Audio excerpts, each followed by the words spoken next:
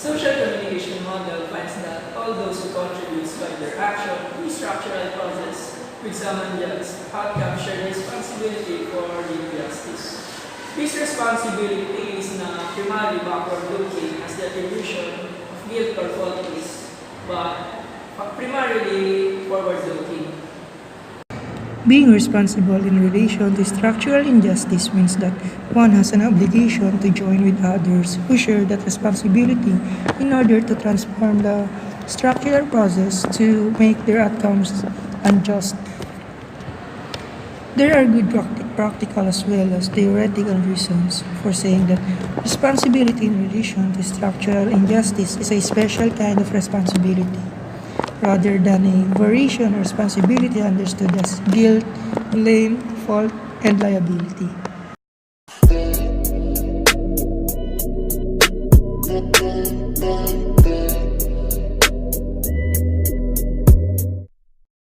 This concept was introduced by Michael Bakke, using metaphor based on musical term polyphony.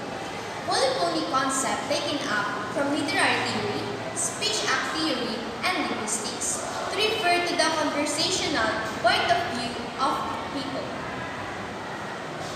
Polyphony, also known as dialogic. Polyphony literally means as many voices or multiple voices. A dialogical work constantly engages with and is informed by other works and voices, and it seeks to alter and inform it. It draws on history or past use and meanings associated with each word, phrase, or genre. The dialogical world is always in intense relationship with another word, being addressed to listener anticipating a response, because it is designed to produce a response. It is a combative quality.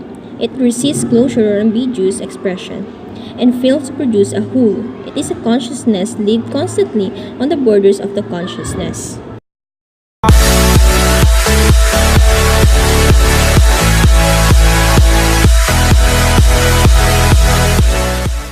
Francesco Gramsci, or well known as Antonio Gramsci, was not only a prominent Italian political philosopher but also a vocal critic of contemporary society and culture.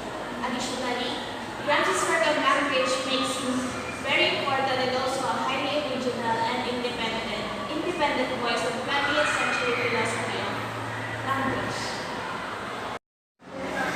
Alessandro Carlucci, lecturer in Italian at the University of Oxford, has already edited a monographic issue of the Journal of Roman Studies devoted to new approaches to Gramsci, language, philosophy, and politics.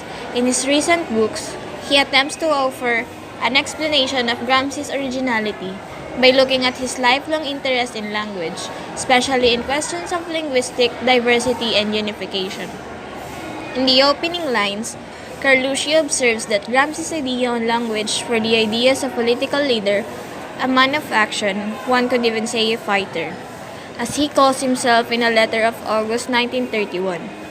This is a very important remark, since from the very beginning the author stresses the active, rather than contemplative or academic interest Gramsci held in language and the importance of his political perspective.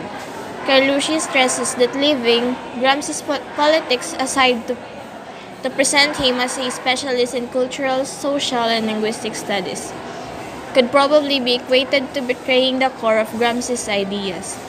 In the chapter 1 provides a thorough overview of the appropriate biographical, historical, cultural, and linguistic background, and analyzes Gramsci's relationship with Sardinian culture and language. Carlucci shows how Gramsci's ties with Sardinian life helped develop his views on national language and political issues involved in the usage of local languages and his politically oriented language awareness, including awareness of the language versus dialect controversy. The author provides detailed reading and rereading of Gramsci's correspondence with focus on his use of Sardinian words and phrases and recollections from childhood, discusses his journalistic activity and also his activity and contacts in prison. Carlucci describes Gramsci using his own words from Prison Notebook about Marx, a personality in whom a theoretical and practical activity are indissolubly intertwined. He also stresses the philosopher's approach to translation in the sense of cultural translation and his conscious choice of words such as Sardinian commune.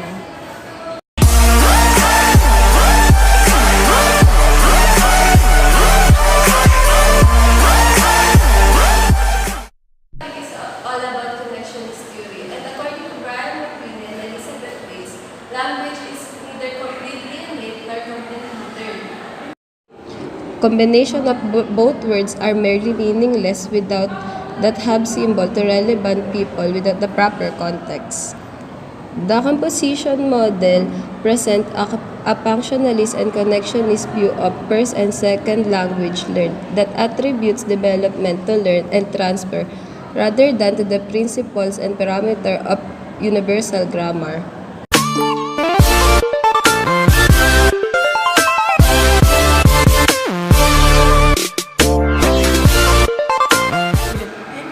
The identity theory of mind holds that states and processes of mind are identical to the states and processes of brain.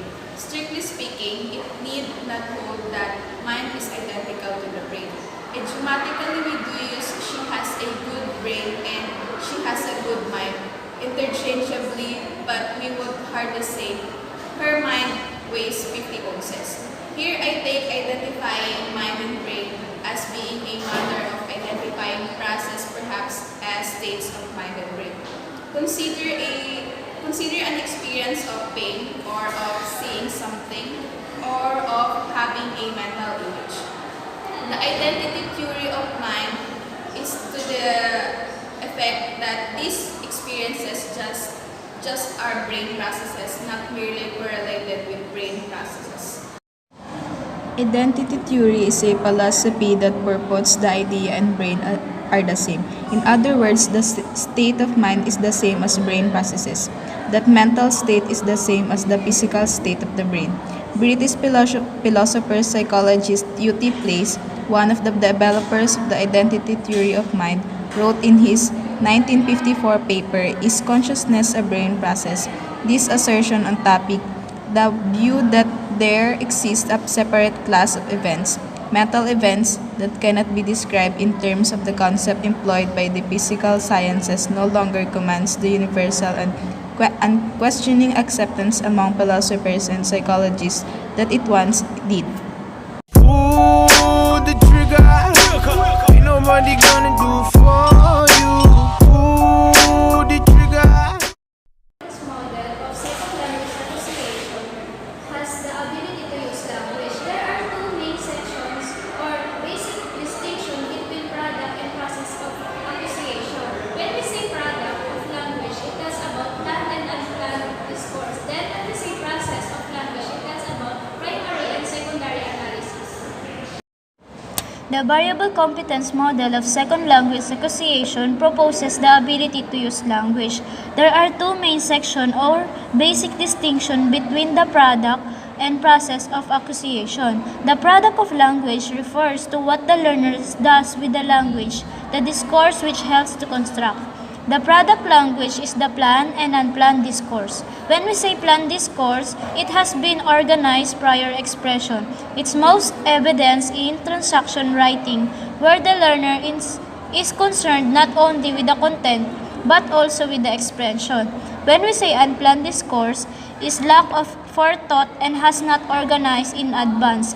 Its most evidence is spontaneous communication, where the learner focuses on getting his meaning across or more likely in speech. Then, the process of language refers to both how the learners internalize second language as knowledge and how uses this knowledge in performance. Process language is more pragmatic than we think. Speech happens in a primary and secondary way.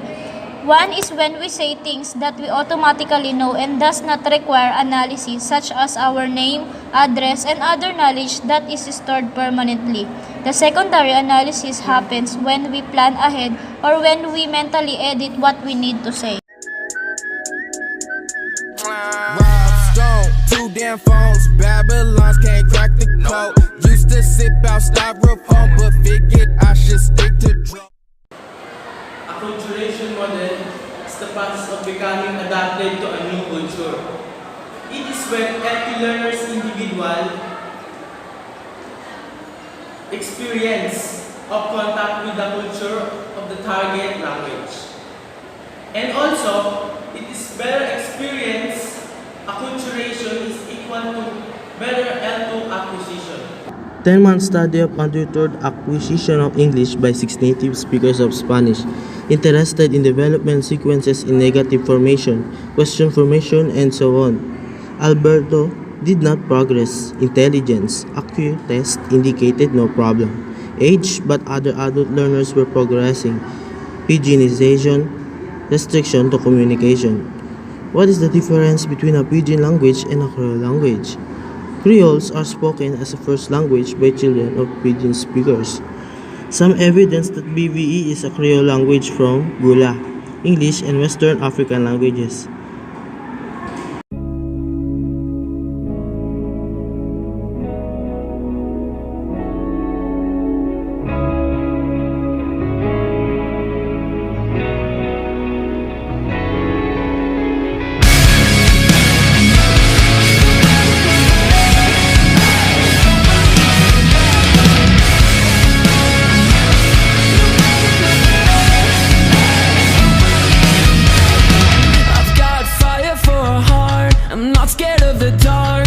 Never seen it look so easy.